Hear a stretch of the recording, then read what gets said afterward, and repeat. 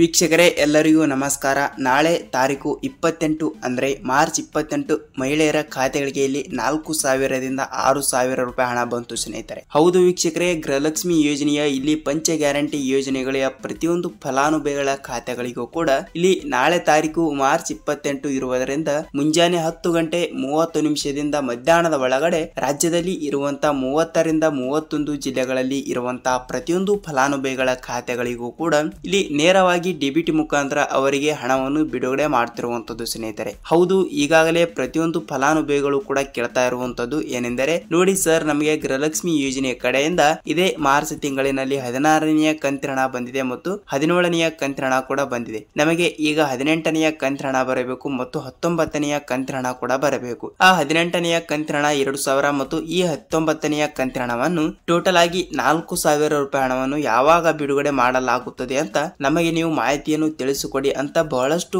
ಫಲಾನುಭವಿಗಳು ಕೂಡ ಕಮೆಂಟ್ ನ ಮಾಡ್ತಿರುವಂತದ್ದು ವೀಕ್ಷಕರೇ. ಹೌದು, ಇಲ್ಲಿ ಹಣವನ್ನು ಯಾವಾಗ ಬಿಡುಗಡೆ ಆಗುತ್ತದೆ, ಯಾವಾಗ ಇಲ್ಲ ಮತ್ತು ಈಗಾಗಲೇ ಮಹಿಳಾ ಮತ್ತು ಮಕ್ಕಳ ಕಲ್ಯಾಣ ಇಲಾಖೆಯ ಸಚಿವೆಯಾಗಿರುವ ಲಕ್ಷ್ಮಿ ಹೆಬ್ಬಾಳ್ಕರ್ ಮೇಡಮ್ ಅವರು ಮತ್ತು ರಾಜ್ಯದ ಮುಖ್ಯಮಂತ್ರಿಯಾಗಿರುವ ಇಲ್ಲಿ ಸಿಎಂ ಸಿದ್ದರಾಮಯ್ಯ ಸರ್ ಅವರು ಕೂಡ ಏನು ಮಾಹಿತಿ ಕೊಟ್ಟಿದ್ದಾರೆ, ಏನು ಇಲ್ಲ ಎಂಬುದರ ಮಾಹಿತಿಯನ್ನು ಈ ವಿಡಿಯೋದಲ್ಲಿ ಪೂರ್ತಿಯಾದ ಮಾಹಿತಿಯನ್ನು ತಿಳಿದುಕೊಳ್ಳುತ್ತಾ ಹೋಗೋಣ ಸ್ನೇಹಿತರೆ. ನೋಡಿ ಸ್ನೇಹಿತರೆ, ಇಲ್ಲಿ ಫಸ್ಟ್ ಆಫ್ ಆಲ್ ನೀವೇನಾದ್ರೂ ಮೊದಲ ಬಾರಿಗೆ ನಮ್ಮ ಚಾನಲ್ಗೆ ಭೇಟಿ ನೀಡ್ತಾ ಇದ್ರೆ ದಯವಿಟ್ಟು ನಮ್ಮ ಚಾನಲ್ಗೆ ಸಬ್ಸ್ಕ್ರೈಬ್ ಮಾಡಿ ಮತ್ತು ಪಕ್ಕದಲ್ಲಿರುವ ಬೆಲ್ ಐಕಾನ್ ಕೂಡ ಕ್ಲಿಕ್ ಮಾಡಿ ಸ್ನೇಹಿತರೆ. ಸೊ ವೀಕ್ಷಕರೇ, ನೀವು ವಿಡಿಯೋನ ಎಲ್ಲಿ ಸ್ಕಿಪ್ ಮಾಡದೆ ಈ ವಿಡಿಯೋನ ಪೂರ್ತಿಯಾಗಿ ನೋಡಿ. ನಿಮಗೆ ಇಲ್ಲಿ ಗೃಹಲಕ್ಷ್ಮಿ ಯೋಜನೆಯ ಬಗ್ಗೆ ಇಲ್ಲಿ ಪೂರ್ತಿಯಾದ ಮಾಹಿತಿ ಗೊತ್ತಾಗುತ್ತದೆ ಸ್ನೇಹಿತರೆ. ಹಾಗಿದ್ರೆ ಬನ್ನಿ, ನೀವು ವಿಡಿಯೋನ ಸ್ಕಿಪ್ ಮಾಡದೆ ಪೂರ್ತಿಯಾಗಿ ನೋಡಿ, ಯಾಕೆಂದ್ರೆ ನಿಮಗೆ ಪೂರ್ತಿಯಾದ ಮಾಹಿತಿ ಗೊತ್ತಾಗುತ್ತಾ ಮುಂಚೆ ವೀಕ್ಷಕರೇ ಇಲ್ಲಿ ವಿಡಿಯೋಗೆ ಒಂದೊಂದು ಲೈಕ್ ಮಾಡಿ ಮತ್ತು ವಿಡಿಯೋನ ಎಲ್ಲಿ ಸ್ಕಿಪ್ ಮಾಡದೆ ಪೂರ್ತಿಯಾಗಿ ನೋಡಿ ವೀಕ್ಷಕರೇ. ಹಾಗಿದ್ರೆ ಬನ್ನಿ ವಿಡಿಯೋನ ಸ್ಟಾರ್ಟ್ ಮಾಡೋಣ ವೀಕ್ಷಕರೇ. ಹೌದು, ರಾಜ್ಯದಲ್ಲಿ ಇರುವಂತಹ ಪಂಚ ಗ್ಯಾರಂಟಿ ಯೋಜನೆಗಳಲ್ಲಿ ಈ ಗೃಹಲಕ್ಷ್ಮಿ ಯೋಜನೆಯ ಗ್ಯಾರಂಟಿ ಅತಿ ದೊಡ್ಡದಾಗಿರುವ ಯೋಜನೆ ಆಗಿರುತ್ತದೆ ವೀಕ್ಷಕರೇ. ಹೌದು, ಪ್ರತಿಯೊಂದು ಫಲಾನುಭವಿಗಳ ಖಾತೆಗಳಿಗೂ ಕೂಡ ಇಲ್ಲಿ ನೇರವಾಗಿ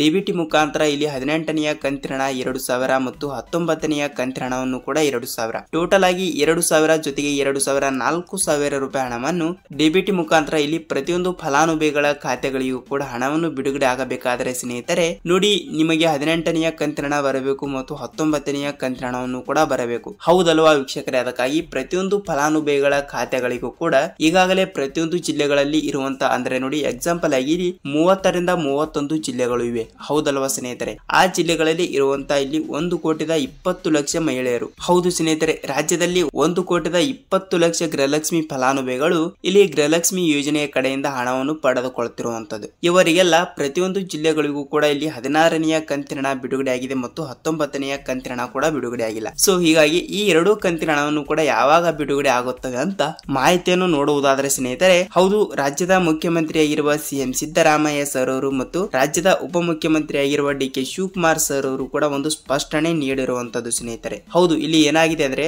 ಪ್ರತಿಯೊಂದು ಫಲಾನುಭವಿಗಳ ಖಾತೆಗಳಿಗೂ ಕೂಡ ಇಲ್ಲಿ ನೇರವಾಗಿ ಡಿಬಿಟಿ ಮುಖಾಂತರ ಹಣವನ್ನು ಬಿಡುಗಡೆ ಮಾಡುತ್ತಿರುವ ಸರ್ಕಾರ ಇದೇ ಮಾರ್ಚ್ ತಿಂಗಳಿನಲ್ಲಿ ಇಲ್ಲಿ 16ನೆಯ ಕಂತಿನ ಹಣ 2,000 ಮತ್ತು 17ನೆಯ ಕಂತಿನ ಹಣ 2,000 2,000 ಜೊತೆಗೆ 2,000 4,000 ರೂಪಾಯಿ ಹಣವನ್ನು ಡಿಬಿಟಿ ಮುಖಾಂತರ ಬಿಡುಗಡೆ ಆಗ್ತಿರುವಂತದ್ದು ಸ್ನೇಹಿತರೆ. ಹೌದು, ಖಂಡಿತವಾಗಿಯೂ ಕೂಡ ಡಿಬಿಟಿ ಮುಖಾಂತರ ಹಣವನ್ನು ಬಿಡುಗಡೆ ಆಗುವ ಸಮಯದಲ್ಲಿ ನಿಮ್ಮ ಜಿಲ್ಲೆಗಳಿಗೂ ಯಾವುವು ಅಂತ ನೀವು ನಮಗೆ ತಿಳಿಸಬೇಕಾಗುತ್ತದೆ ವೀಕ್ಷಕರೇ. ಹೌದು, ಏಕೆಂದ್ರೆ ನೋಡಿ ಇಲ್ಲಿ ಹಣವನ್ನು ಈಗಾಗಲೇ ಮಾರ್ಚ್ ತಿಂಗಳಿನಲ್ಲಿ ಬಿಡುಗಡೆ ಮಾಡ್ತಾರಂತೆ ಒಂದು ಮಾಹಿತಿ ಬಂದಿದೆ. ಆದ್ರೂ ಕೂಡ ಯಾವಾಗ ಬಿಡುಗಡೆ ಮಾಡುತ್ತಾರೆ ಅಂತ ಮಾಹಿತಿ ಬಂದಿಲ್ಲ ವೀಕ್ಷಕರೇ. ಅವರು ಇಲ್ಲಿ ಹೇಳಿರೋ ಪ್ರಕಾರ ಇಲ್ಲಿ ರಾಜ್ಯದಲ್ಲಿ ಇರುವಂತಹ 30ರಿಂದ 31 ಜಿಲ್ಲೆಗಳಿಗೂ ಕೂಡ ನಾವು ಒಟ್ಟಿಗೆ ಹಣವನ್ನು ಬಿಡುಗಡೆ ಮಾಡುತ್ತೇವೆ ಎಂಬ ಒಂದು ಮಾಹಿತಿ ಕೊಟ್ಟಿದ್ದಾರೆ. ಆದ್ರೂ ಕೂಡ ಕಂಪಲ್ಸರಿ ಆಗಿ ಕೂಡ ನಿಮ್ಮ ಜಿಲ್ಲೆಗಳಿಗೂ ಕೂಡ ಹಣವನ್ನು ಬಿಡುಗಡೆ ಆಗಿದ್ರು ಕೂಡ ಆಗಬಹುದು ವೀಕ್ಷಕರೇ. ನೀವು ಇಲ್ಲಿ ಯಾವುದೇ ರೀತಿಯಾಗಿ ಕೂಡ ಭಯಪಡುವ ಅವಶ್ಯಕತೆ ಇಲ್ಲ. ನೋಡಿ, ಈ ಹಣವನ್ನು ನಿಮ್ಮ ಜಿಲ್ಲೆಗಳಿಗೂ ಕೂಡ ಇಲ್ಲಿ ಬಿಡುಗಡೆ ಆಗಬೇಕಾದರೆ ನೀವು ತಪ್ಪದೆ ಈ ಒಂದು ಕೆಲಸವನ್ನು ಮಾಡಬೇಕು. ಏನು ಆ ಕೆಲಸ?